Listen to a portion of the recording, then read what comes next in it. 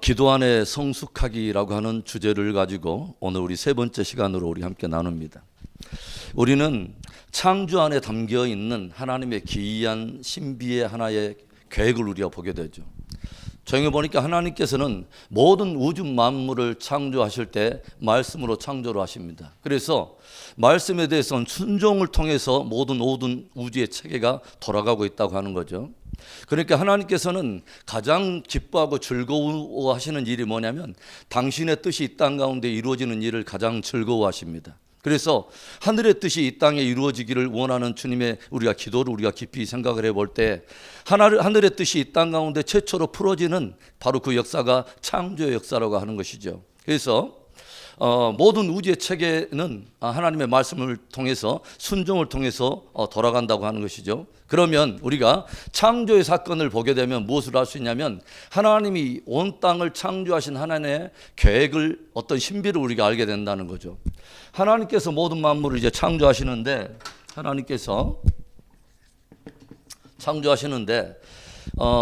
혼돈과 공허와 흑암이 깊은 가운데서 하나님께서 말씀을 통해서 모든 만물을 창조하시죠. 그래서 빛이 드러나라 하시며 빛이 드러나시고 하나님이 존재 명령을 내리시는데 그 명령 자체가 권능이 있어서 모든 것들이 하나님의 말씀을 따라 순종을 통해서 드러난다고 하는죠.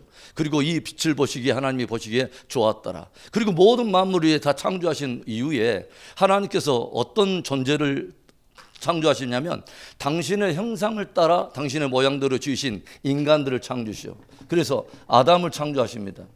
그런데 제가 무엇을 말했냐면 이 아담이라고 하는 이 사람이 차지하고 있는 존귀한 위치를 여러분에게 말씀드렸어요. 그래서 모든 만물을 다 창조하셨는데 하나님께서는 당신의 형상과 모양을 가진 존재를 통해서 모든 만물을 다스리기를 기뻐하셨다고 하는 거죠. 그래서 아담은 어떤 존재적 부름을 받고 있냐면 그리스도적 어떤 소명의 부름을 받고 있다고 하는 것을 우리가 알게 되죠. 왜 그러냐면 그리스도라고 하는 이름은 뭐냐면 헬라어라고 말했고 헬라어 그대로 음가를 따가지고 히브리어로 바꾼다면 그 자체가 메시아라고 하는 뜻입니다. 그러면 그리스도 또는 메시아라고 하는 뜻은 어떤 뜻을 가지고 있다고 말씀드렸냐면 기름 부음을 받은 자라고 하는 뜻을 가지고 있다고 말씀을 드렸어요. 그러면 구약에 어떤 사람들에게 기름을 부어서 그 직제를 세웠냐면 세 가지 직제가 있죠. 왕, 선지자, 그리고 제사장. 그러면 아담은 어떤 존재냐? 하나님께로 모든 것을 위탁받아 주의 뜻대로 다스리는 어떤 존재예요? 왕입니다. 그렇죠? 아담은 왕이었어요. 아담한 왕이었어요.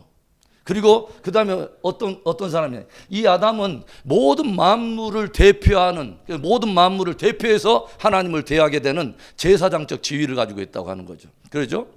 그 다음에 제사장이면서 그 다음에 이 아담은 누구의 뜻대로 다스려야 되냐면 자기의 뜻대로 아닙니다. 하나님의 뜻을 가지고 있어야죠. 그러니까 하나님의 뜻을 가감없이 그대로 갖고 있는 사람이 누구냐면 선지자입니다. 할렐루야. 그래서 이 아담은 또한 어떤 부름을 가지고 있냐면 선지자적 부름을 갖고 있다는 거죠. 그래서 왕이면서 제사장이면서 선지자적 부름을 가지고 있는 아담은 그리스도적 형상의 부름을 가지고 있다고 하는 것이죠. 그래서 하나님은 모든 만물을 다스리되 직접 다스리지 않고 이 그리스도적 형상을 가지고 있는 당신의 형상과 모양을 가진 존재들에게 모든 만물을 다스리도록 위탁하는 게 주님의 뜻이었다고 하는 것이죠. 우리는 그런 체계를 잘 알고 있어야 돼요. 그런데 하나님께서 이 아담 한 사람에게 모든 만물을 위탁하신 게 아니라 어떤 존재를 또 더불어서 빚어서 함께 한 몸을 이루게 하여 이들에게 다스리기를 기뻐하셨다고 하는 거죠. 그래서 아담에게 누구를 붙이시냐면 누구죠? 하와라고 하는 한 존재를 부르시죠. 그래서 아담이 하와를 딱 볼 때 처음으로 인사를 하죠. How are you?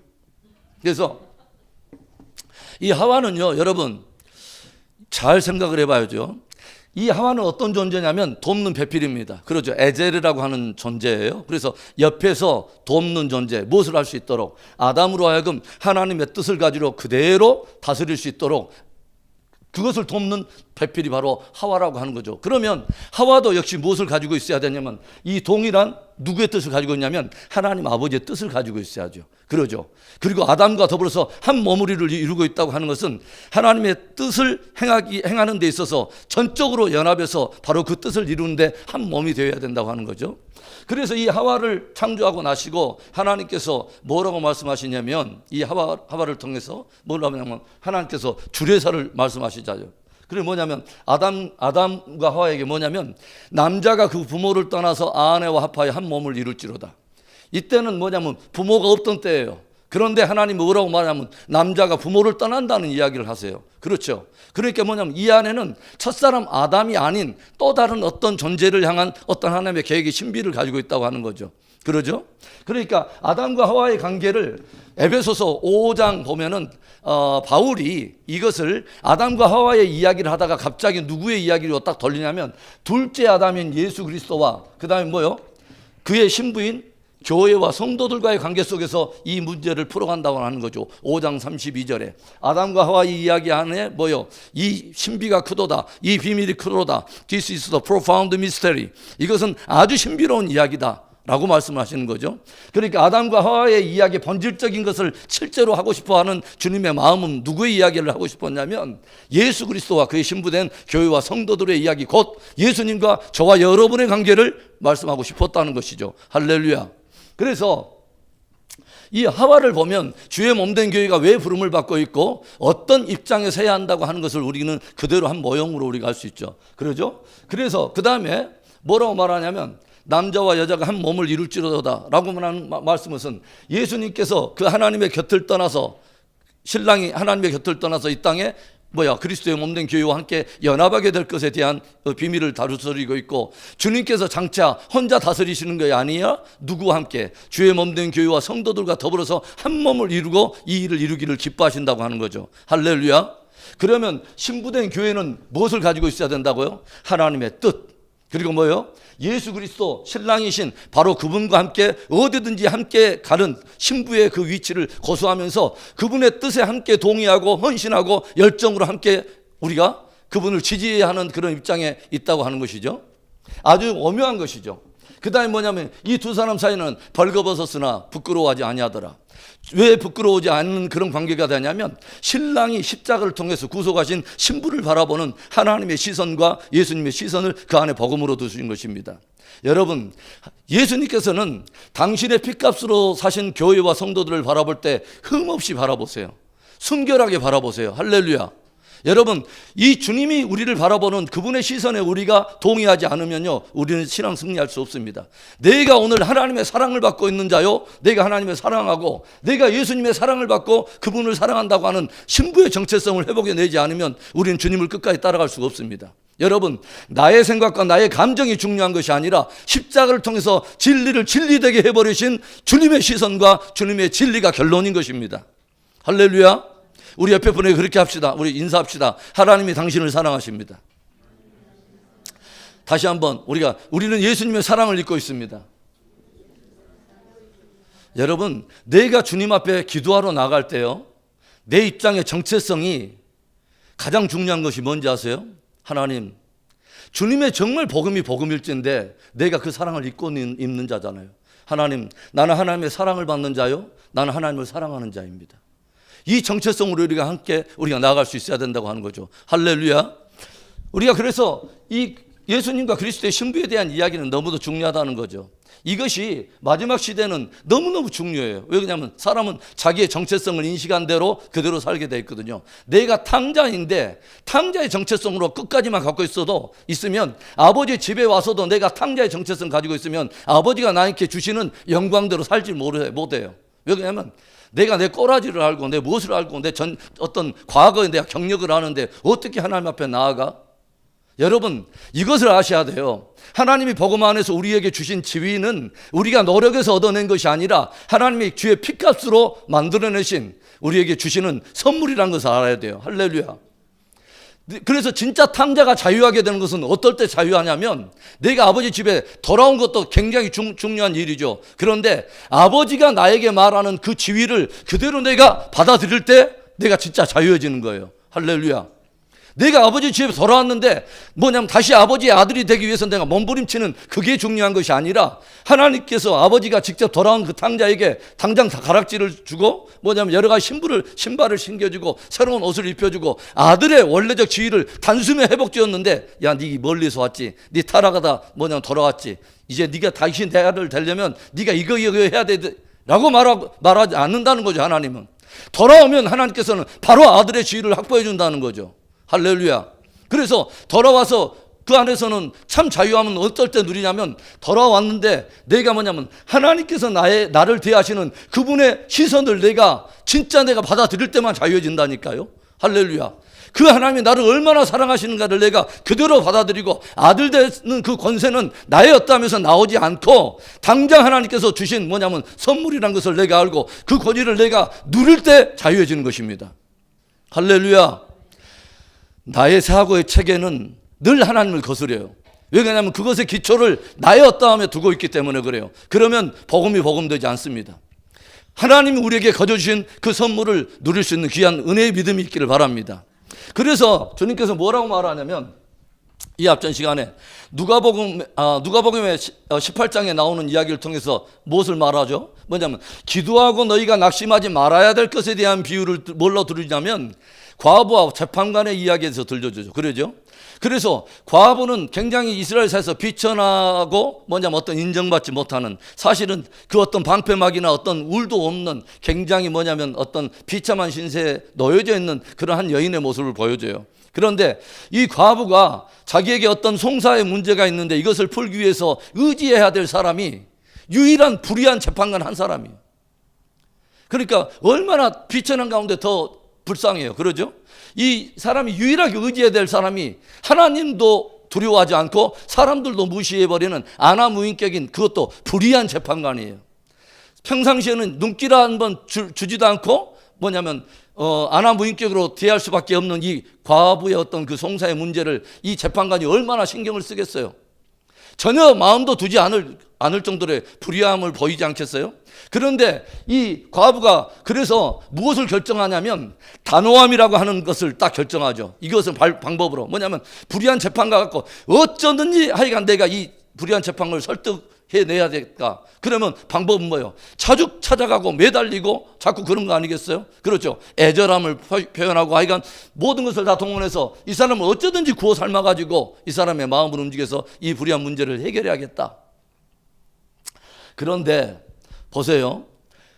이 불의한 재판관이 이 과부의 태도를 보면서 뭐라고 하냐면, 참 징하다 이 여자 정말 이렇게 가만히 놔두다가는 내가 제명에 못 살겠다. 그냥 아침에도 출근하면 문 앞에 서 있지, 누구 만난다고 고객 만나려고 하는데 그 커피숍에 먼저 와서 기다리고 있지, 어디 가서 화장실 가려고 하면 남자 화장실 앞에서 그 과부가 기다리고 있지. 해도 참 너무한다. 집에서 출근하려고 그다음 아침에 나오면 바로 또 문 앞에 또 서 있지. 그런데 하나님께서 우리에게 지금 들려주시고자 하는 비유의 핵심이 뭐냐 이 말이에요. 왜 과부와 불의한 재판관의 이야기를 들려주시냐 하는 거죠. 너희가 이 불의한 재판관의 말을 들으라. 뭐라고 하냐면, 내가 가만히 있으면 이 여자가 밤낮 나를 바더해가지고 괴롭혀서 내가 번거롭게 될까 두렵다 이 말이에요. 번거롭다 원어적 의미는 한 몸이 된다는 뜻입니다. 이 여자가 아예 결정했어요. 아주 불의한 재판관으로 쫓아다니면서 이 사람하고 한 몸이 되기로 작정했단 말이에요. 그러니까 빨리 하여간 들어주고 빨리 얼른 떨쳐버려야겠다 이 말이죠. 불의한 재판관은 그걸 결정했다는 거죠. 그런데 불의한 재판관과 이 과부에 들려주는 비유의 핵심적인 이야기가 뭐냐 이거예요. 주님이 왜 들려주냐 이 말이죠. 우리에게 기도의 방법을 이것이라고 가르쳐주기 위해서 이거 들려주신 것이 아니라는 거예요. 너희들도 적어도 이 정도의 노력을 해야 돼. 나 찾아오려면 이 정도의 노력은 너희들 문턱 넘어서 해야 돼. 이런 것을 지금 가르쳐주려고 한 것이 아니라는 거죠. 우리의 기도의 차원이 달라져야 될 것을 주님은 말씀한다는 거죠. 너희는 과부가 아니라는 거예요. 그리고 나는 불의한 재판관이 아니라는 거예요. 이런 식으로 나를 대하지 말라는 거예요. 하물며 불의한 재판관도 이 비천한 과부의 이런 태도에 마음을 돌이키고 설득을 당해줬는데 너희와 나와의 관계가 그런 관계가 아니라는 거죠. 하물며 그 택하신 자의 밤낮 부르짖는 것을 내가 들어주지 않겠느냐. 여러분, 우리와 주님의 관계를 왜곡되지 마세요. 하나님에 대해서 불의한 쓴뿌리가 있으면 그 기도가 굉장히 힘듭니다. 진을 빠지게 만드는. 그러면서 이 비유의 핵심을 다 하시고 나서 주님께서 뭐라고 말씀하셨는지 이 비유의 마지막을 이렇게 끝내요. 그러나 인자가 올 때 믿음을 보겠느냐. 여러분, 인자가 올 때, 주님이 다시 오실 때 믿음을 보겠느냐. 왜 갑자기 이 비유로 끝나죠? 왜 갑자기 이 비유로 끝나죠? 이것은 무엇을 말하냐면 인자가 올 때, 주님이 오실 때 이런 관계 속에 있으면 안 된다는 거예요. 주님이 오실 때 우리의 관계는 전혀 주님과의 차원이 다른 관계가 돼야 된다는 거죠. 어떤 관계예요? 하나님과 그의 택하신 자의 그 관계 말이죠.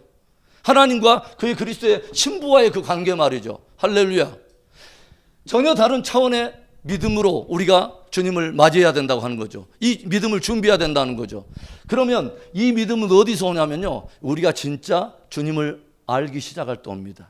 그리고 주님과의 관계를, 주님이 우리와 주님과의 관계를 뭐라고 말씀하시는 그 진리의 정체성을 붙들고 그때 반응해야 이 믿음이 나옵니다. 할렐루야. 그래서 중요한 것은 자꾸 우리는 우리의 감정과 우리의 현세적인 어떤 문제들, 아니면 나 중심의 어떤 것을 가지고 자꾸 주님 앞에 나가려고 하니까 늘 비천한 과부처럼 나가. 그런데 그렇게 나가면 안 된다는 거죠. 하나님께서 우리에게 너희는 누구라고 말씀하시는 그 정체성을 붙들고 나아가야 된다고 하는 거죠. 할렐루야. 인자가 올 때 믿음을 보겠느냐 하는 것은, 인자가 볼 때 주님이 보고 싶어하는 그 믿음은 어떤 믿음이냐면 이 과부의 믿음이 아니에요. 그런 믿음이 아니에요. 주님이 우리를, 주님과의 관계를 뭐라고 말씀하시는 그 정체성을 붙들고 거기에 반응하는 믿음인 것입니다. 할렐루야. 그 믿음만 승리할 수 있어요. 할렐루야. 그래서 이건 굉장히 중요한 영역을 우리가 지금 다루고 있어요. 제가 교회를 개척해가지고 지금까지 매주 수요일 또는 금요일 날 여러 어떤 팀을 가지고 주제 강연을 했는데, 제 개인적으로는 가장 중요한 지금 교훈의 어떤 그런 우리 함께 나눔이 저는 이 문제라고 생각해요. 왜 그러냐면 지금은 바로 이 정체성을 붙들어야 될 너무도 중요한 시즌 속에 우리가 들어오고 있다고 하는 것이죠. 여러분.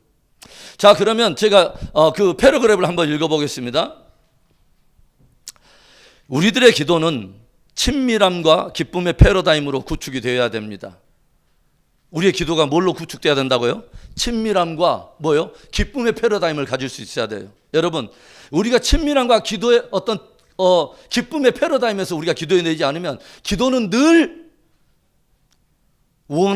마음으로는 원하나 뭐요? 육신이 약해서, 내가 정말 그 기도하는 사람들은 부러운데 나 스스로는 그 기도하는 자리에 가고 싶지 않은, 지루하고 보링하고 이런 종교적인 행위에 불과하게 되죠. 그렇죠.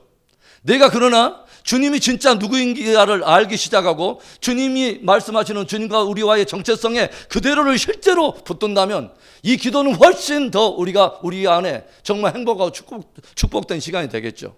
할렐루야. 그래서 이럴 때는 기쁨과 어떤 친밀함의 패러다임이 구축되려면 우리의 마음이 뭘로 채워질 때만 가능하냐면 그분의 거룩함과 그분의 아름다움으로 채워질 때만 가능해요.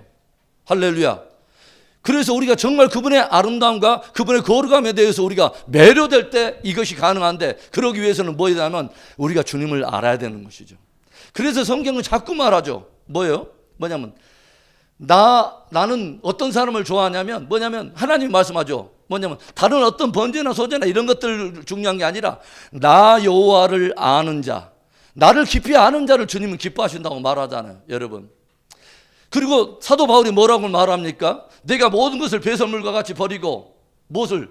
그리스도를, 예수를 아는 지식의 탁월함을 내가 이것을 얻기 위해서 모든 것을 배설물처럼 버린다.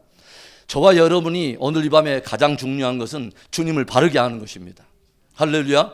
바르게 알 때 모든 것이 다 벗겨져요. 왜 그러냐면 그분의 능력을 알 때 사단의 어둠이 다 벗겨지고, 그분의 빛을 알 때 모든 어둠이 벗겨지고, 그분의 진리를 알 때 모든 거짓의 체계가 다 벗겨지는 것이죠.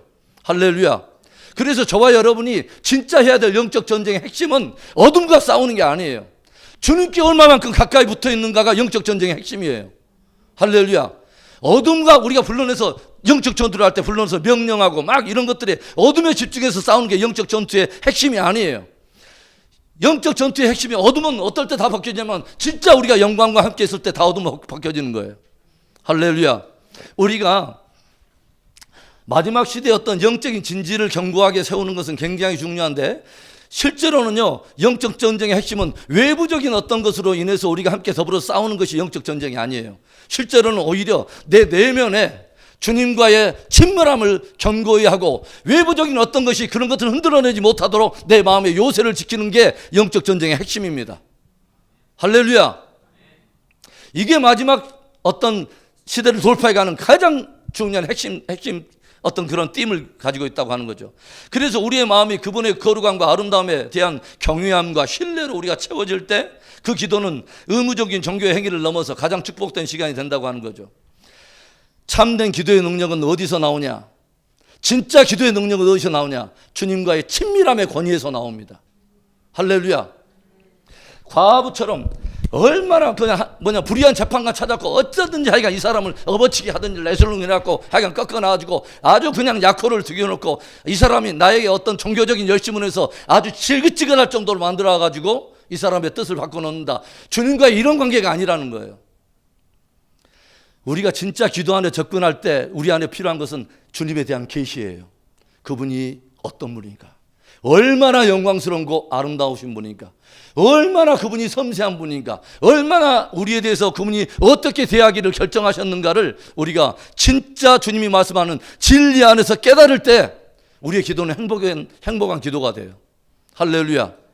마지막 시대의 믿음을 보겠느냐. 왜 갑자기 과부와 불의한 재판관의 이야기하면서 갑자기 이 얘기로 끝내냐 이 말이죠. 마지막 시대에 주님이 원하시는 그 믿음은 이런 과부의 믿음이 아니에요. 신부의 믿음이에요. 할렐루야.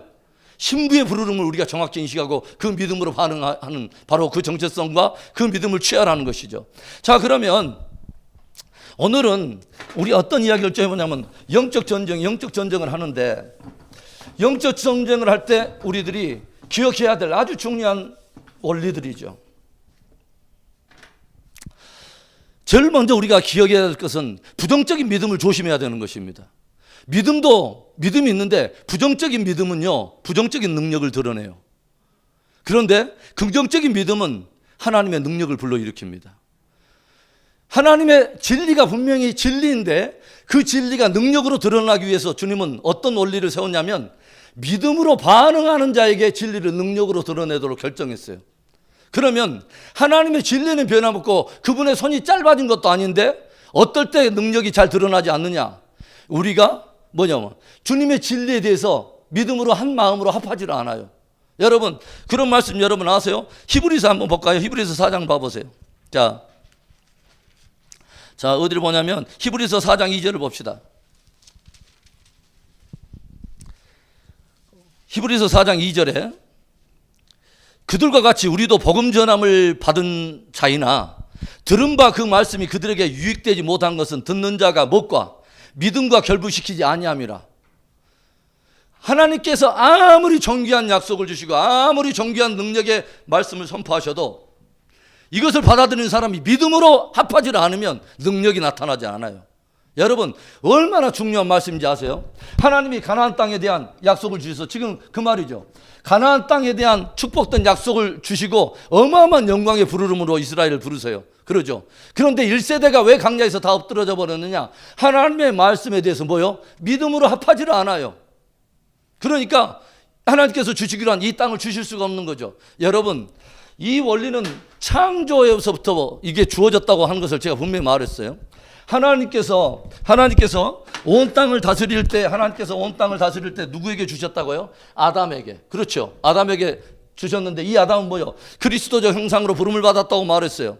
아담에게 가장 중요한 것은 뭐냐면 자기의 뜻대로 다스리는 게 아니에요. 자기가 왕이 되거나 자기가 기준이 돼서는 안 돼요.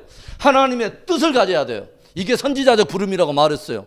선지자적 하나님의 뜻을 가감없이 그대로 가지고 그 뜻대로 다스리는 왕.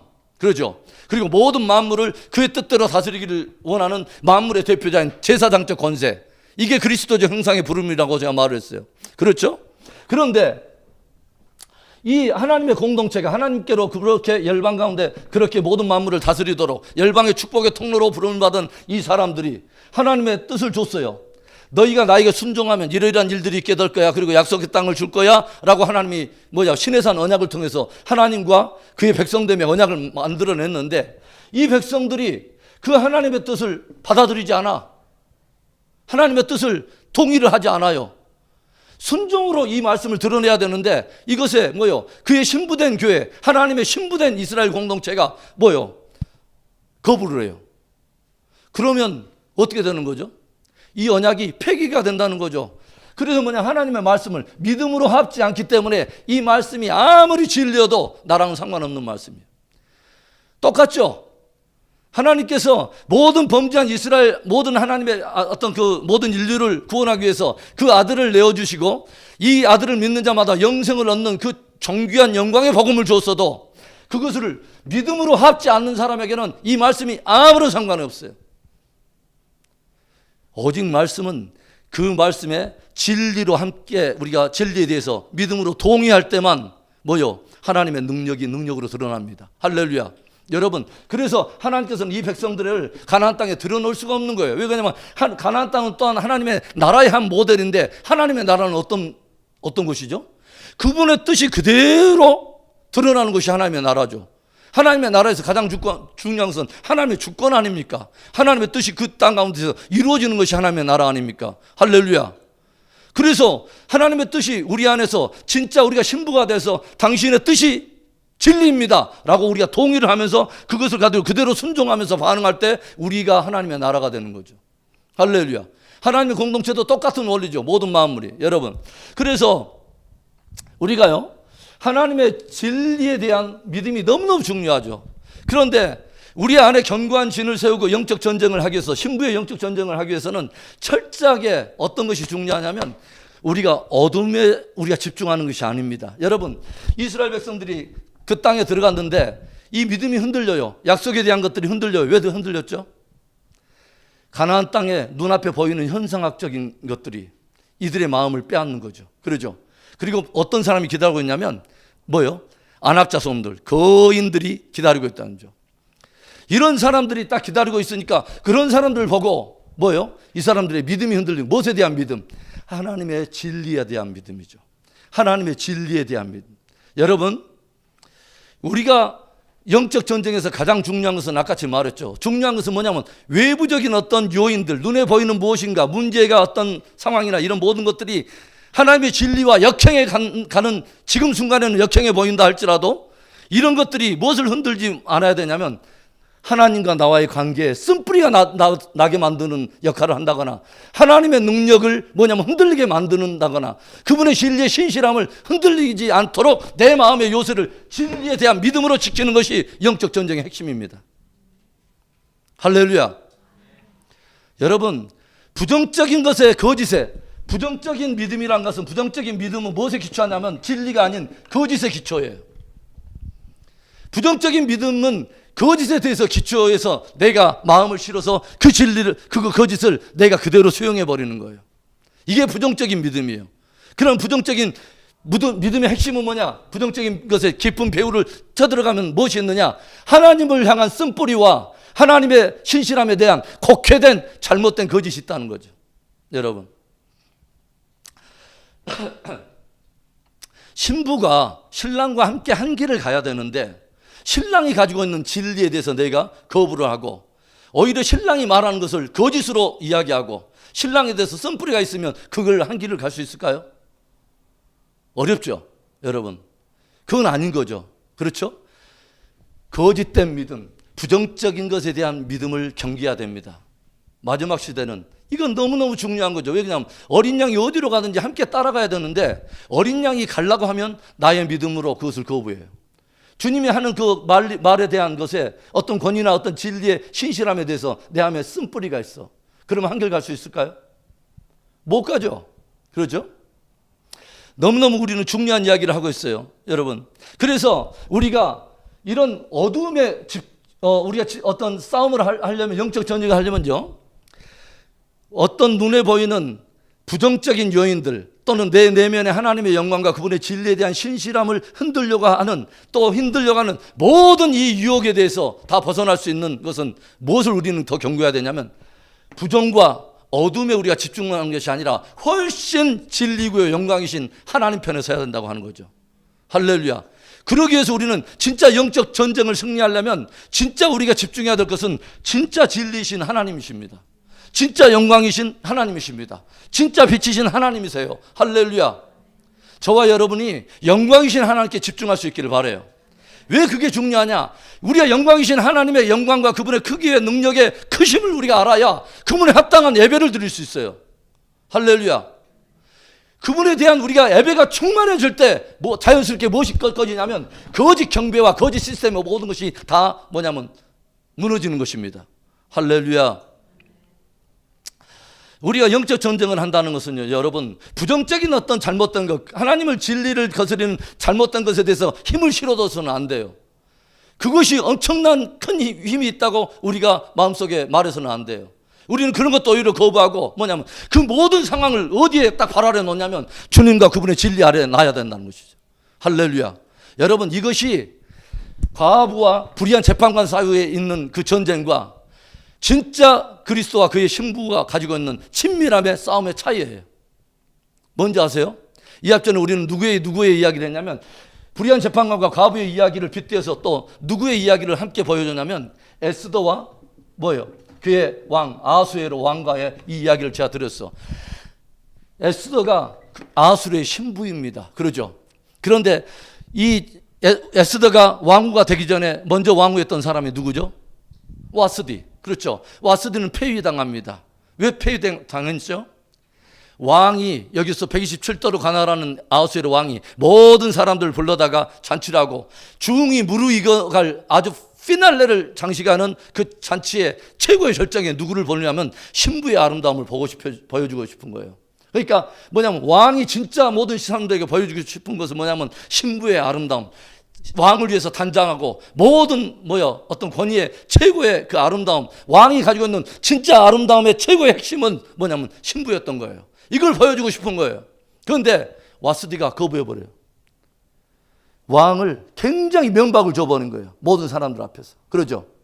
그러니까 이 일로 인해서 폐위됩니다. 이때 그럼 와스디는 뭐하고 있었냐? 후궁 정원에서 뭐냐면 그 수상궁의 수도에 있었던 모든 귀족 여자 부인들을 불러다가 따로 잔치를 하고 있었어요. 이쪽은 왕의 잔치가 있었는데 신부는 따로 잔치하고 있는데 왕이 오라 하니까 안 와요. 자기는 무엇이 중요하냐면 자기의 잔치가 중요해요. 여러분, 왕후는 누구를 위해서 있어요? 그리고 왕후가 가지고 있는 모든 지위와 명예와 영광과 모든 것은 누구로부터 온 거예요? 왕으로부터. 그러죠? 왕으로부터.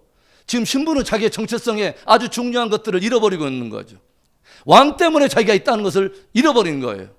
자기의 잔치에 심취돼 가지고 왕의 잔치에 대해서 관심이 없어. 왕이 무엇을 하려고 하는 것에 대해서 관심이 없어요. 그러니까 이때 오라는데 거부해버려요. 이 일로 인해서 폐위가 됩니다. 뭐예요? 하나님의 진리와 그분의 부르심 앞에서 거부해버려요. 한 뜻으로 가지 않겠다는 거예요. 왕과 함께. 어린 양이 어디로 가든지 따라가야 되는데 안 가겠다는 거죠. 주님의 위대한 잔치에 대해서 초청을 거부해버리는 거죠. 똑같죠, 여러분? 어디서 많이 듣던 이야기 아니에요?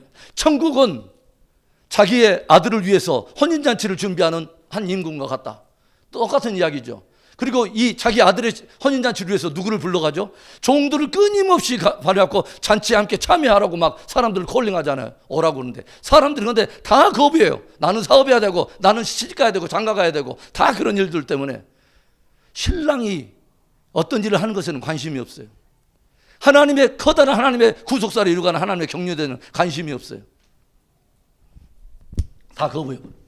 그런데 이때 여러분 보세요. 에스더는 잔치의 차원이 달라요. 그러죠? 에스더가 왕으로 부름을 받아가지고 보니까 에스더가 뭐예요? 하나님께서 행하실 어떤 일들 속에서 어마어마한 어떤 영적인 어둠의 어떤 시즌이 찾아왔어요. 그렇죠? 그리고 아하수에로의 그 휘하의 바사 제국 안에는 모든 유대인들을 다 죽여도 좋다고 하는 하만의 조서가 내려지기 시작했어요. 여러분, 이런 것들을 보면 우리 시대의 한 그림들이 보여지지 않아요? 이런 모든 조서의 방향이 지금 뭐예요? 유대인들 멸살하자는 거예요. 유대인을 멸살하자고 하는 핵심 뭐죠? 하나님과 그분의 진리에 대한 거스름에 높아진 그 대적의 견고한 진이 있는 거죠. 그렇죠? 하만을 중심으로 한 거짓 체계, 하나님의 진리를 거스르는 거짓 체계가 견고한 진을 가지고 사람들이 거기에다 힘을 실어주니까 이게 강력한 하나의 조서로서 힘을 발휘하기 시작했다고 하는 거죠. 그렇죠? 그런데 이런 일들이 이 유대 제국 안에, 이 바사 제국 안에 일어나는 바로 그때에 에스더가 무엇을 합니까? 드디어 뭐냐면 모든 유대인들은 어떤 식으로 이 전쟁을 치러나가겠다고 하는 것을 결정했습니다. 모르드게 휘하에서 모든 유대인들이 모르드게의 전략을 따라서 우리는 이 방법이다. 그게 뭐냐면 하나님을 의지하는 것입니다. 그래서 기도와 금식으로 전심으로 하나님께 의지해요. 뭐냐면 우리는 이런 전쟁의 원리를 알아야 돼요. 하나님과 뭐냐면 하만이 있어요. 하만은 하나의 사단적인 하나의 세력의 한 모델이죠. 여러분. 그런데 신부가 있는데, 이 신부가 있어요. 신부가 있는데 우리가 조용히 보면 이 에스더가 어떻게 이 하만을 요리하는 거 보세요. 모르드게와 함께 모든 유대인들이 지금 뭐냐면 하나님을 의지해서 이것을 대적하려고 하는데, 제일 처음에는 이 거룩한 이 뭐냐면 기도의 향연에 하나님을 의지하고서 이걸 돌파하려고 하는 뭐냐면 유대인들의 어떤 그런 영적 전쟁의 흐름에 이 에스더가 들어가질 않아요. 그렇죠. 왜 그러냐면 자기가 지금 왕으로서 누리고 있는 그 지위와 영광이나 이런 것들이 있기 때문에 그런 것에 대해서 갈등이 있는 거예요. 그런데 이 에스더가 결국은 뭐냐면 금식하면서 어디에 함께 들어가냐면 그 유대인에 합류하죠. 이 전쟁을 함께 치러가는 거죠. 기도 전쟁을 통해서. 그러죠? 그런데 이런 일들로 인해서 결국은 어떻게 합니까? 신부가 이제 나중에 뭐냐면 하만의 은총을, 왕의 은총을 입고 왕에게 나가는데 왕이 금호를 내밀잖아요. 그러죠? 그리고 그 금호를 딱 잡아요. 여러분, 신부의 최고의 권세는 어디서 나냐면 왕으로부터 나옵니다. 할렐루야. 신부가 막 몸부림치고 하만 대적하고 이놈 죽일놈 막 하면서 하만과 대적하지 않았어요. 에스더는 무엇을 하냐면 누구를 위한 잔치를 이제 벌이기 시작하냐면 왕을 위한 잔치를 벌입니다. 할렐루야. 신부가 잔치를 벌여놓고 아수르의 왕을 초대하잖아요. 왜 그러냐면 신부의 최고의 권위는 어디서부터 오냐면 왕으로부터 오기 때문에. 할렐루야. 중요합니다. 내가 어둠과 직접 싸우는 영적 전쟁이 아니에요. 이게 유대인 어떤 전쟁의 핵심이 아니에요. 우리의 진짜 핵심은 말했죠. 하만과 지금 하만의 세력이 온 나라에 지금 불고 있는 어둠의 굉장한 것들을 크게 보는 게 영적 전쟁의 승리의 비결이 아니에요. 이 모든 것이 누구의 휘하에 있다고 하는 것을 딱 알아야 되냐면 바로 왕의 주권 아래서 이 모든 것들이 진행되고 있다는 걸 알아야 돼요. 할렐루야. 뭐냐면 우리가 사단을 직접 보면 안 되는 거죠. 뭐냐면 하나님 아래서 사단이 어떤 존재인가를 봐야 되는 거죠. 할렐루야. 사단이 얼마나 크고 막 어마어마한 것인가, 와 이런 것이 중요한 게 아니에요. 뭐냐면 그분 위에 그 사단의 머리를 밟아버리신 하나님을 봐야 되는 거죠. 할렐루야. 그리고 우리가 철저하게 누구 편에서 해야 되냐면 하나님과 그분의 진리 편에서 해야 되는 거죠. 할렐루야. 어떤 어둠이 우리 안에 하나님과 그분의 친밀함, 그분의 신실하심과 그분의 선하심, 그분의 거룩하심, 변함없는 그분의 회전하는 그림자도 없으신 그분의 신실하심에 대한 것들을 흔들지 못하도록, 우리가 그분을 신뢰하는 우리의 믿음이 흔들림을 당하지 않도록 우리의 내면의 요새를 진리로 지키는 게 영적 전쟁의 핵심입니다. 할렐루야. 우리 굉장히 중요한 것을 알아야 돼요. 우리는 어둠을 보면 절대로 안 돼요. 야고보서 4장을 봅시다. 히브리서 바로 다음에 야고보서 우리 4장을 봐보세요. 4장 7절과 8절. 야고보서 4장 7절과 8절에 이런 말씀이 있죠. 그런즉 너희는 하나님께 복종할지어다. 마귀를 대적하라. 그리하면 너희를 피하리라. 여러분, 마귀를 대적하라 먼저 나오지 않았습니다. 마귀를 대적하려면 무엇을 해야 되냐면 우리한테는 먼저 하나님께 복종하는 일이 있어야 됩니다. 할렐루야. 마귀를 대적하라 하니까 사람들이 막 그게 중요하지 그런 것을 내가 무시하는 것은 아니에요. 영적 전쟁 하면은 어떤 영을 불러대가 어떤 거짓의 영, 어떤 이런 것들을 떠나갈지어다 막 하면서 우리가 중요해요. 그런데요, 그거 하다 보면 지쳐요. 여기 그냥 우리가 문제에 집중하고 어둠의 영에 집중하기 때문에 그래요. 우리가 그것 하기보다는 훨씬 먼저 해야 될 것은 하나님의 영광 앞에 우리가 순종하는 거예요. 할렐루야. 그분의 영광의 크심과 그분과 함께 연합된 그 영광의 지위를 가지고 나아갈 때 친밀함의 권위가 어둠을 쫓아내버리는 거예요. 할렐루야. 주님이 그래서 나가서 예수님께서 어떤 영적 전쟁의 핵심을 보여주잖아요. 주님이 나가서 어떤 귀신 들렸고 아니면 어둠이 할거 하여간 그것과 하여간 씨름을 하면서 더 나가라 하여간 제발 좀 나가주라. 그러지 않잖아요, 여러분. 주님의 진정한 권위는 어디서 나오냐면 하나님과의 친밀함에서 나와요. 할렐루야. 그렇게 주님은 사람을 기뻐하지 않았어요. 사람 수를 즐거워하지 않았어요. 어떤 굉장한 기적과 이런 것들을 즐기는 분이 아니에요. 주님의 최고의 관심과 최고의 기쁨은 하나님이 있었어요. 할렐루야. 저와 여러분의 최고의 관심과 최고의 즐거움이 주님일 수 있기를 바랍니다. 어떤 문제나 사역의 성과나 현재 어떤 상황이 바뀌어지는 그런 문제 해결이나 상황의 변화, 이런 것들이 여러분 주님을 추구하는 우리의 마음을 흔들어 놔서는 안 돼요. 이런 것들이 좀 더디 가는 전략적인 하나님의 지연의 문제가 있는데, 그 좀 더 더뎌진다고 하나님을 향해서 썬뿌리가 나면 안 돼요. 그런 것이 하나님의 진리에 대한 우리의 신뢰를 흔들어 놓아서는 안 돼요. 주님과 우리와의 하나 되면 그 정도의 차원이 돼서는 안 돼요. 우리가 정말 그러려면 어떻게 해야 되냐면 주님의 아름다움을 알아야 돼요.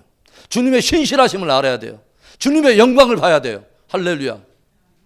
이것에서 흔들림이 없어야 돼요. 먼저 해야 될 것은 마귀를 대적하는 게 먼저 아니에요. 하나님께 순종하는 거예요. 하나님께 순종하라, 복종할지어다. 이 복종이란 말이 뭐야? 아까 뭐야? 진리에 대해서 하나님과 그분의 진리의 편에 철저하게 뭐냐면 한 몸이 되는 거예요. 신부로서. 여러분, 그러면 이것에 권위가 있는 거죠. 여러분, 신부 에스더가 뭐냐면 하만을 직접 막 대적하려고 그러지 않잖아요. 뭐냐면 왕을 위한 잔치를 자꾸 벌려요. 왕을 위해서. 왕을 사랑하고 내가 왕을 즐거워하고, 뭐냐면 여러분, 사단이 제일로 무서워하는 것은 뭐냐면 우리 어떤 종교적 행위와 이런 것들이 아니에요. 사단이 제일로 벌벌 떠는 것은 우리가 주님과 진짜 친밀함에 있다는 거죠. 이 권위를 알 때 사단은 떠는 거예요. 할렐루야. 그러니까 신부가 제일로 집중하는 것은 문제를 막 크게 보고 달달달 떨고, 와 하만 크네, 와 저 그리스도 세력, 와 어둠에 주목하면 절대로 승리하지 못해요. 하나님의 커다란 그 경륜, 그분의 위대함, 그분이 뭐냐면 역사의 어떤 대적과 어떤 인간의 실수와 실패와 모든 어떤 어둠의 세력들의 모든 하나님에 대해서 거스리는 모든 것에도 불구하고 하나님은 흔들리지 않는 분이라는 거죠. 여성하게 당신의 신실하심을, 선함을 이루어 가시는 그 하나님 것을 봐야 된다고 하는 것이죠. 할렐루야. 이건 너무 중요한 이야기예요, 여러분. 그래서 우리 안에요, 하나님의 영광을 아는 지식이 충만해지잖아요. 점점 잘하지잖아요. 그러면 그분께 순종하는 것이 쉬워져요. 하나님의 영광을 아는 지식이 점점 충만해지면 그분께 순종하는 것이 너무 쉬워지고 즐거워지는 거죠. 그분이 어떤 분이라는 걸 알았는데 순종하지 않는 것이 어리석은 거죠. 그분의 영광이 얼마나 충만하고 신실하심에 이런 것들을 봤는데, 그런 것들을 알면 알수록 순종하는 것이 쉬워져요. 그러죠. 그리고 영적 전쟁이 쉬워져요. 왜냐하면 그분의 입장에서 그 문제를 바라보기 때문이죠. 할렐루야. 그런 것들이 하나님과 나와의 신실하심을 흔들어내지 못하는 것이죠. 여러분, 영적 전쟁에 여러분 욥이 위대한 것은 뭔지 아세요? 어떠한 그의 인생에 찾아온 압박과 상실과 어떤 모든 것들이 욥이 하나님을 경외하는 신실함을 흔들어내지 못했다는 거예요. 할렐루야. 자녀들이 막 떨어져 나가고 지금 죽어져 나가고 모든 가지고 있는 상실한 것들이 다 나가는데 욥이 흔들리지 않잖아요. 주신 분도 여호와시요 취하신 분도 여호와시니, 여러분, 그분이 예배를 받을 기에 합당하다는 거죠. 여러분, 어떤 문제나 상황이 주님과 나와의 관계를 흔들어 놔서는 안 돼요. 그분의 그런 것이 하나님을 향한 쓴뿌리를 나게 하는 그런 믿음에서는 안 돼요. 나는 철저하게 하나님이 누군가를 알아야 돼요. 그리고 그리스도 안에서 나를 어떻게 대하기를 결정하셨는가를 알아야 되고요. 어떤 부름으로 우리를 부르시고 하는가 하는 그 정체성 안에 우리는 들어가기 시작해야 돼요. 그게 주님이 인자가 올 때 찾으시는 믿음이에요. 할렐루야. 그래서 그런 일들이 있어야 된다고 하는 거죠. 우리는 어떤 비현실적인 환청이라든가 비현실적인 어떤 다른 것에 주목하는 게 아니에요. 그런다 해서 눈에 보이는 가시적인 어떤 것을 주목하는 게 아니에요. 저와 여러분은 진리를 가지고 있어야 돼요. 진리에 대한 믿음이어야 돼요. 할렐루야. 보이든 안 보이든 상관없이 우리는 보이는 것을 믿는 것도 아니고 보이지 않는 것을 믿는 것도 아니에요. 우리는 진리를 믿는 거예요. 할렐루야. 이거 굉장히 중요하죠. 왜냐하면 그 하나님이 진리의 하나님이시기 때문에. 하나님은 반드시 당신이 말하신 것을 이루시는 하나님이세요. 그분은 신실하세요, 여러분. 때와 모든 것의 방법의 주권이 주님께 있다는 것을 우리가 믿고, 지금 나타나는 현상이 역행해 가는 것 같고 무엇인가 반대로 가는 것 같아. 아브라함이 보여주는 믿음이 뭐예요? 하나님이 주신 말씀은 뭐냐면 너의 몸에서 나올 후사가 너의 모든 것을 기업을 잇는 아들이 돼. 그리고 너와 내 후손들이 밤하늘의 별처럼 창대하리라. 그런데 앞에서 있는 상황은 역행해 가잖아요. 사라는 계속 갈수록 경수 끊어지고 쭈글쭈글해지고 내 몸도 이제 노쇠해지고 도저히 아무런 가능성 없잖아요. 그런데 그 상황에서 아브라함이 뭐요? 이제 가지고 있을 수 있는 믿음이란 어떤 믿음이냐면 나에게서 날 수 있는 이런 것이 아니에요. 다만 말씀하신 그분이 신실하실 때만 이 일이 이루어질다는 것을 알고 그 하나님의 하나님 되심에 대한 믿음을 믿을 때 그 믿음을 저의 의로 여기신 하나님이에요. 할렐루야. 그렇게 저와 여러분의 믿음은 보이는 것에 대한 믿음에서는 안 돼요. 보이지 않는 그러나 신실하신 여성하게 당신의 모든 것을 창조 이래로 주님의 다시 오신 날까지 당신의 모든 진리를 다 이루어보실 신실하신 하나님에 대한 믿음입니다. 할렐루야. 우리가 굉장히 중요하죠. 그래서 우리가 진짜 두려워야 될 것은 어둠이 아니에요. 사람이 아니에요. 방백이. 그렇게 다윗이 뭐냐면 너희들이 인생을 의지하지 말고 도울 힘이 없는 방백들도 의지하지 말고 나라들도 의지하지 마라. 심지어는 뭐예요? 우리를 진짜 구원하실 분은 그런 세력이 아니라는 거죠. 하나님이라는 거죠. 할렐루야. 그래서 우리에게 진짜 두려워할 대상을 말해줘요. 어디 보냐면 누가복음 12장. 자, 누가복음 12장을 가봅시다. 누가복음 12장 4절부터 누가복음 12장 4절부터 자, 전체 읽어볼게요. 내가 내 친구 너희에게 말하노니 몸을 죽이고 그 후에는 능히 더 못하는 자들 두려워하지 마라. 마땅히 두려워할 자를 내가 너희에게 보인다. 진짜 너희가 두려울 존재는 이런 존재야. 뭐냐면 죽인 후에 또한 지옥에 던져 넣는 권세 있는 그를 두려워하라. 내가 참으로 너희에게 이르노니 그를 두려워하라. 참새 5마리가 두와 쌀이온에 팔리는 것이 아니냐? 그러나 하나님 앞에서는 그 하나도 잊어버리는 바 되지 아니하는도다. 너희에게는 심지어 머리털까지 다 세신 바 되었나니 두려워하지 말라. 너희는 많은 참새보다 더 귀하니라. 아멘. 우리가 진짜 두려워할 대상은요, 우리를 핍박하고 무엇인가를 막 흔들어 놓고 그래서 우리의 육체를 죽이는 그런 존재, 그런 사람들이 아니라는 거죠. 오히려 그 죽은 자들까지도 뭐냐면 지옥과 천국의 모든 것을 건세하는 진짜 생사화복을 주관하시는 진짜 그 하나님을 두려워하라는 거예요. 할렐루야. 그렇게 성경은 우리에게 그걸 말하는 거. 오직 하나님만 두려워하지 하라. 그리고 아무것도 두려워하지 마라. 이렇게 도전하는 거예요. 오직 하나님만 두려워하라. 그리고 아무것도 두려워하지 마라. 할렐루야. 이 믿음이 저와 여러분 안에 있기를 바라요. 여러분, 하나님을 두려워하면요 다른 모든 것이 다 벗겨져 버려요. 그분을 두려워함으로 진짜 진실함으로 경외하며 떨며 섬길 때 다른 우리가 두려워하고 있는 모든 것은 다 벗겨져요. 이거 주님이 말하는 우선순위의 축복이에요. 먼저 그의 나라와 의를 붙들었더니 모든 것을 다 채워주시는 하나님. 그런데 우리들은 하나님이 하실 일을 우리가 해요. 뭐냐면 주님이 안 채워줄 것 같으니까 주님을 향한 쓴뿌리가 있으니까 늘 내가 채우러 돌아다녀요. 그리고 주님이 먼저 말하는 먼저 그의 나라와 의는 한 번도 구하지 않아. 그러니까 그 뒤에 나오는 축복을 경험할 길이 없어요. 그 뒤에 축복을 예비하신 하나님의 수준을 경험할 길이 없어요. 우리는 신앙의 패러다임을 우리는 이제 바꿀 필요가 있어요. 주님이 말하는 진짜 그 패러다임으로.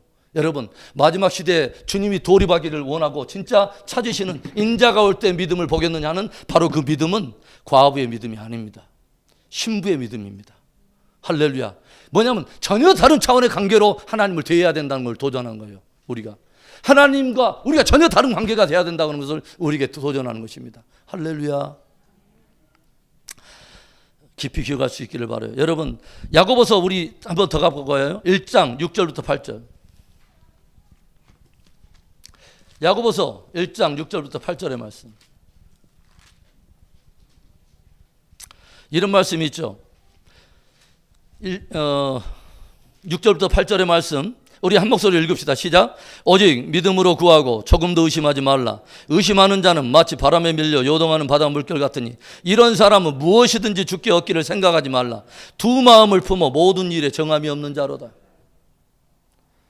주님을 향해서 두 마음 품지 말라는 거예요. 주님의 진리에 대해서 두 마음 품지 말라는 거예요. 뭐냐면 주님의 진리에 대해서 두 마음 품으면 역사가 안 일어나요. 여러분, 말씀에 저들이 화합지 못함이라. 뭘로? 믿음으로 화합지 않을 때는 아무런 능력이 안 나타나요. 여러분, 그런 일들이 성경에 조금조금 나타나죠. 주님께서 당신이 자라온 나사렛으로 들어갔는데 그곳에서는 큰 권능을 행할 수 없음이니 이는 저들이 믿지 아니함이로라. 믿지 않기 때문에 주님이 뭔가를 할 수가 없어요. 그리고 뭐요? 또 이사야서에는 어떤 말씀이 59장 1절과 2절에 나 여호와의 팔이 짧아졌느냐? 짧아진 것이 아니라는 거죠. 뭐요? 너희 안에 숨겨진 죄악이 나와 너희와 길을 막았다. 우리가 거짓을 있는 그대로 받아들여서 거짓에 동조해서 우리가 범죄를 할 때 하나님이 역사하실 수 없다는 거죠. 여러분, 우리가 모든 죄를 범했다고 하는 것은 어떤 것에 기초하냐면 거짓을 진리로 받아들였다고 하는 것입니다. 하나님께 말씀하시는 그 진리를 내가 진리로 동의한 것이 아니라 거짓을 진리로 받아들이기 때문에 그 거짓에 기초해서 내가 행한 것이 죄입니다. 조용히 보세요. 여러분, 왜 죄가 나오는가? 여러분, 사단의 최고의 세력은 뭔지 아세요? 사단의 최고의 그 권위는 뭔지 아세요? 거짓입니다. 사단의 모든 체계는 거짓으로부터 나와요. 그래서 거짓의 합이에요. 여러분, 아담을 쉽게 조절하는 거 하나였어요. 무엇에 대한 것을 흔들어 놓은 거죠? 하나님을 향한 쓴뿌리, 그분에 대한 진리에 대한 것들을 흔들어 놔버린 거 아닙니까? 여러분, 뭘로? 거짓으로.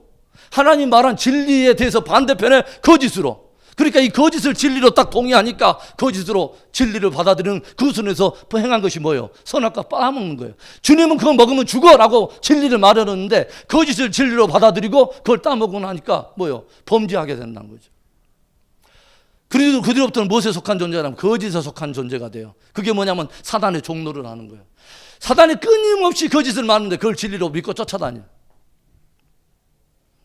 그러니까 복음이 복음되지 않아요. 여러분, 오늘날 우리들 안에 왜 자꾸 변화가 안 일어나는지 아세요? 하나님의 진리를 진리로 받아들이는 게 아니라 사단이 주는 거짓을 그대로 받아들이는 체계가 거짓된 체계가 우리 안에 있어요. 이게 성경이 말하는 견고한 진이에요. 하나님을 거스려 대적하며 나오는 높아진 대적들과 이론들과 견고한 진들, 사상의 어떤 거짓된 체계들, 뭐요? 거짓이 내 안에 들어와서 일할 수 있도록 모든 빌미를 열어주는 거짓된 체계가 바로 사도 바울이 말하는 견고한 진입니다. 여러분, 그래서 그 견고한 진은 어디 있냐면 외부에서 있는 게 아니에요. 아까 제가 말했죠. 어디 있냐면 우리의 마음 안에 있어요. 그래서 사도 바울이 아까 지금 고린도전서 10장에 뭘 말합니까? 우리가 육체에 속하였으나 육체대로 행하지 아니하고, 우리가 육을 입고 있어요. 그래서 육을 입고 우리는 살아가지만, 그러나 우리가 싸우는 것을 육체대로 싸우지 않는다. 이것은 무슨 말을 하냐면 육체대로, 내가 원하는 대로, 내 감정대로 내가 싸우지 않는단 말이죠. 우리 그리스도인들은 그렇게 싸우면 백전백패.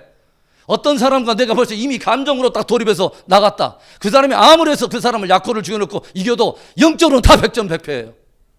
사단에 다 종노를 하는 거예요. 여러분, 왜 그러냐면 거짓을 받아들여서 하나님이 말씀하신 그 사람을 향한 고귀한 형상을 바라보고 하나님이 말하는 그 아름다운 그 어떤 그런 그 사람을 향한 그 차원에서 바라보지 않고 거짓이 갖다 주는 뭐냐면 저 사람을 뭐예요?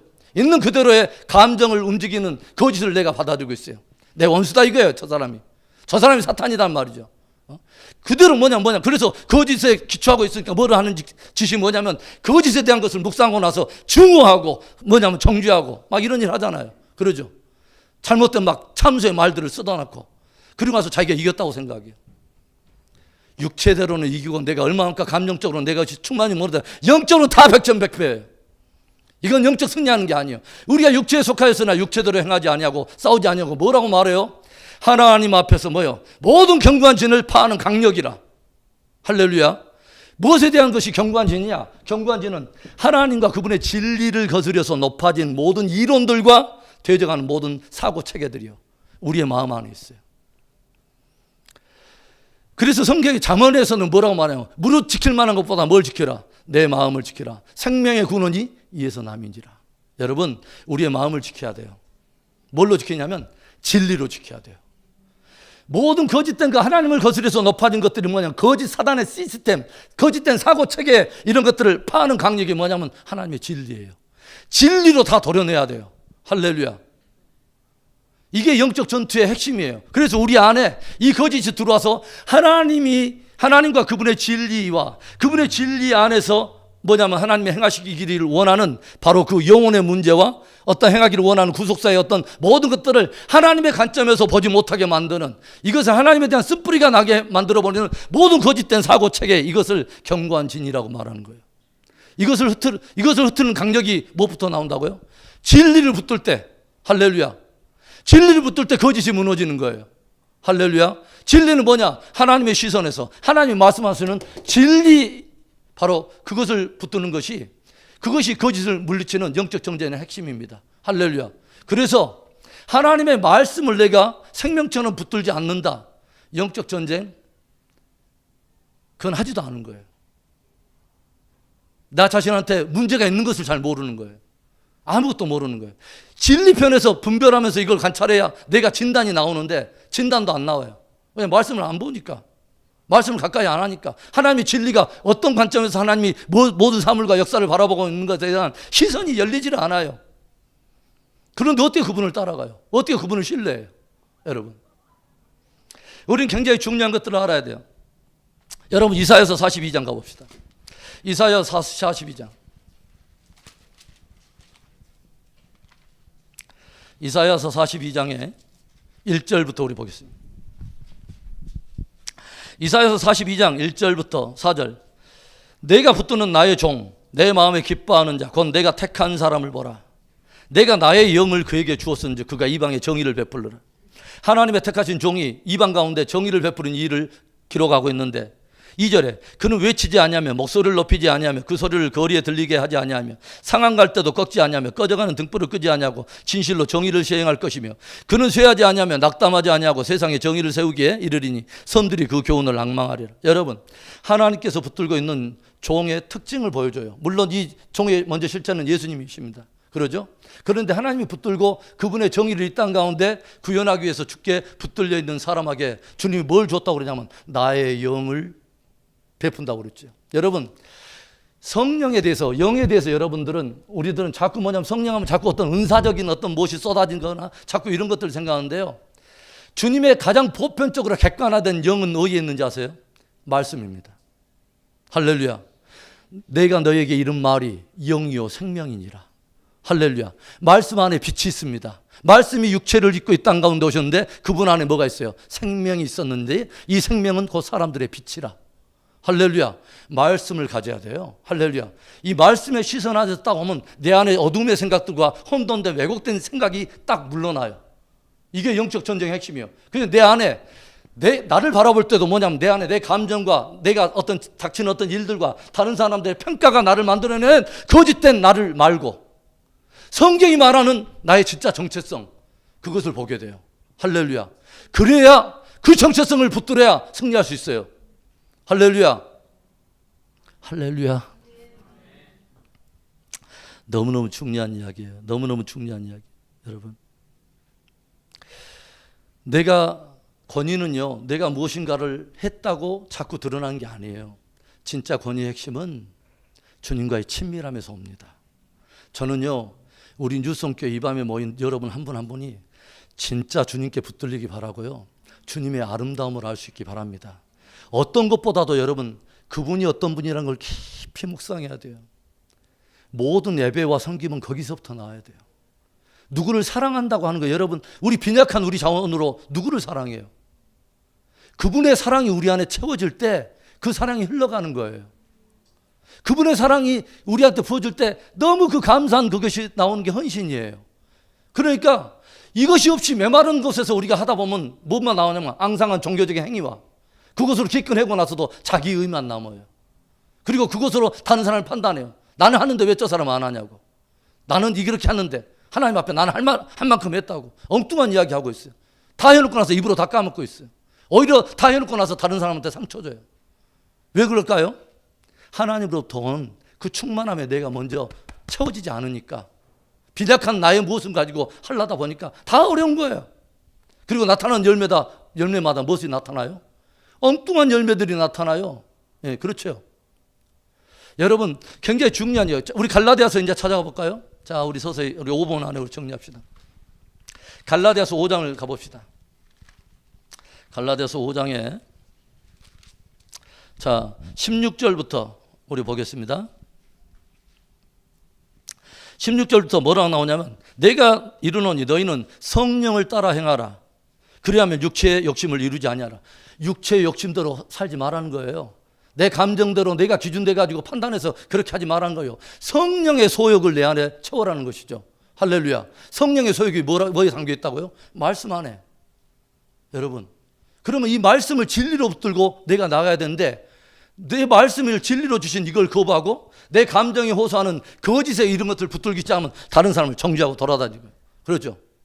하나님 말씀하는 그 사람의 영광됨의 본체와 아직은 미숙한 것 같지만 하나님의 계획 속에 있는 신실함과 십자가 안에 그분 안에 향한 하나님의 신실함을 그 관점에서 보지 않을까, 직접 지금 나에게 있는 그 현상만 바라보고 바로바로 나가는 거죠. 그러죠? 거짓을 진리로 받아들여 버리고, 하나님은 분명히 뭐냐면 그를 위해서 기도하라, 그를 위해서 품으라, 여러 가지 진리의 말씀을 주는데 그 진리의 방법대로 절대로 안 하잖아요. 그러죠? 거짓을 내가 진리로 딱 붙들고 거기에 대한 내 감정과 의지를 딱 실어버려요. 그러면 뭐가 된다고요? 백전백패. 백전백패. 내가 승리한 거 아닙니다. 절대로 승리한 거 아니에요. 이긴 거 아니에요. 거짓에 우리가 종노를 하는 거예요, 여러분. 그래서 보니까 육체의 욕심을, 우리가 성령을 따라 자꾸 행하면 육체의 욕심을 이루지 아니하리라. 그러니까 우리 성령의 소욕에 자꾸 우리 민감해야 된다는 거죠. 17절에 육체의 소욕은 성령을 거스리고 성령은 육체를 거스리나니 이둘이 서로 대적함으로 너희가 원하는 것을 하지 못하느며. 여러분, 그래서 육체의 소욕에 가장 핵심에 뭐가 있을까요? 내가 있습니다. 성령의 소욕의 핵심은 누가 있을까요? 주님이 계세요. 누가 주인이냐 이 말이죠. 누가 내 삶을 이끌어가냐. 내 모든 진들을, 무엇인가의 영향력이 내 안에 영향력을 미치도록 내어주는 사고의 시스템, 이 진들을 누구 앞에 내어줄 것이냐 이거죠. 내가 주관해서 내가 주인이 돼서 여상강에 내가 기준 잡고 그것으로 갈 것이냐, 아니면 나를 철저하게 부인하고 성령의 소욕을 따라갈 것이냐. 여러분, 이것에 대해서 우리가 구체적으로 결단하면서 우리가 믿음의 싸움을 싸울 수 있는 여러분들 수 있기를 바라요. 할렐루야. 제가 예전에 휴스톤에 가가지고 이렇게 세미나를 갔는데, 우리를 초대한 그 목자가 있었는데, 이 목자가 볼 때 굉장히 말이 막 너무 많았나 봐. 그리고 말 실수가 이렇게 많았던 분 같아요, 원래 느낌이. 그런데 저희들하고 이렇게 뭔 이야기를 하다가 교회 이야기가 딱 나오면서 이분이 자기가 먼저 집에를 가겠다는 거예요, 여자분이. 그래서 왜요? 제가 여기 있으면 자칫 잘못하면 이제 시간이 좀 지나면 제가 입술을 제어하지 못해서 제가 범죄할 것 같아요. 집에 가겠다는 거예요. 조금 이상한 것처럼 보였지만 저는 굉장히 귀하게 보였어요. 나의 어떤 것들에 대해서 주권을 내가 스스로 통제하려고 하고 그것이 안 되니까 범죄하지 않으려고 입을 다물고 집에 간다는 거야. 그리고 가서 집에 가서 주님의 말씀을 보면서 내 자신의 의지가 아닌 성령의 소욕도를 내가 담는 거예요. 여러분, 저와 여러분 안에 하나님의 하나님 되신과 그분의 아름다움과 거룩함에 대한 신뢰와 이런 것이 토대가 안 되면 끊임없이 우리는 거짓된 것에 속아서 우리의 모든 것을 육체의 소욕에 내어줘요. 왜냐하면 나라는 주인이 너무 강하기 때문에. 그렇죠. 내가 너무 강해요. 이건 결국은 주권에 대한 문제죠. 누가 내 삶의 주인이냐. 너무 중요한 문제잖아요, 여러분. 지금 현대의 어떤 기독교의 핵심적인 문제가 그거 아니에요? 세이비어로서 주님은 의지하는데 내 삶 속에 구체적인 로드로서의 주님을 인정하지 않잖아요. 영적 전쟁의 핵심, 우리는 깊이 한번 우리가 생각해봐. 그러니까 뭐라고 하냐면 18절에는 너희가 만일 성령에 인도하시는 바가 되면 율법 아래 있지 아니하리라. 육체의 일은 분명하니 현저해요. 우리가 잘못된 거짓에 동의해서 진리를 붙들고 그것에 반응하는 건 열매들이 이런 거예요. 음행과 더러운 거, 호색과 우상숭배, 주술, 원수 맺는 거, 분쟁, 시기, 분쟁과 당짓는 것도, 투기, 술 취함, 방탕함, 이런 것들 다 거짓을 진리로 내가 받아들이면서 거기에 실어주니까 이런 열매가 나와요. 그러죠. 그리고 그 뒤에 성령의 열매는 사랑과 희락과 화평과 이런 건 왜 나올까요? 내 안에 성령의 소욕을 채우기 때문이죠. 그러죠. 그것이 흘러나오는 거예요. 이게 영적 전쟁의 핵심입니다. 여러분, 이제 우리는 서서히 사람들이 말하는 아주 중요한 시대에 우리는 들어가고 있어요. 정말 중요한 시대에 들어가고 있는데, 이때 주님께서 정말 교회와 성도들의 믿음의 패러다임이 정말 전환되기를 주님은 원하세요. 진짜 우리가 진리로 돌이키기를 원해요. 진리 편에 진짜 서기를 원해요. 그리고 진리가 우리에게 누구라고 말하는 그 거룩한 부름 말이죠. 신부의 그 정체성. 이걸 회복하기 원하고 그 신부로 부름받은 자가 진짜 헌신하고 동의하고 열정을 쏟아내야 될 바로 그분의 아름다움과 그 영광으로 주님 우리가 채워지기를 원해요. 왜냐하면 그분의 영광과 그 진리에 대한 이것이 풀어지지 않으면 모든 것이 나오는 것이 이것에서 나온 것이 아니라 다 자기 의에서 나와요. 그리고 그러다 보면 영적 전쟁은 다 백전백패예요. 여러분, 오늘 이 밤에 저는 이 자리가 참 복되다고 생각해요. 여러분, 주님께서 인자가 올 때 찾으시는 믿음은 과부의 믿음이 아닙니다. 신부의 믿음입니다. 할렐루야. 그 신부는 어린 양이 어디로 가든지 따라가는 것입니다. 그분의 아름다움이 심취되어 있어요. 어떤 문제와 상황보다 그분의 아름다움과 그분의 진리에 대한 신실하심과 그분이 예비하신 그 미래적 영광의 뿌리를 받고 있어요. 왜냐하면 그분이 신실하기 때문에. 그리고 어떤 어둠이 오더라도 그 모든 어둠을 다이렉트로 직시하는 게 아니라 그 신랑의 편에서, 하나님의 편에서 그 어둠을 직시하기 때문에 어둠의 실체가 뭔지를 알아요. 여러분, 저와 여러분이 진리에 붙들릴 수 있기를 바라고요. 하나님의 말씀을 받을 때마다 내 안에 쳐서 내 모든 생각을 사로잡아 누구께? 그리스도께 복종하는 것이냐, 이거예요. 내 모든 생각을 쳐서 거짓된 체계, 사고 시스템을 열어놓고 그것을 따라 쫓아가는 내 모든 것을 다 쳐가지고 진리로 쳐가지고 어디에 돌아오게 하냐면 예수 그리스도께 복종하는 것입니다. 이게 영적 전쟁의 승리입니다. 기도하겠습니다.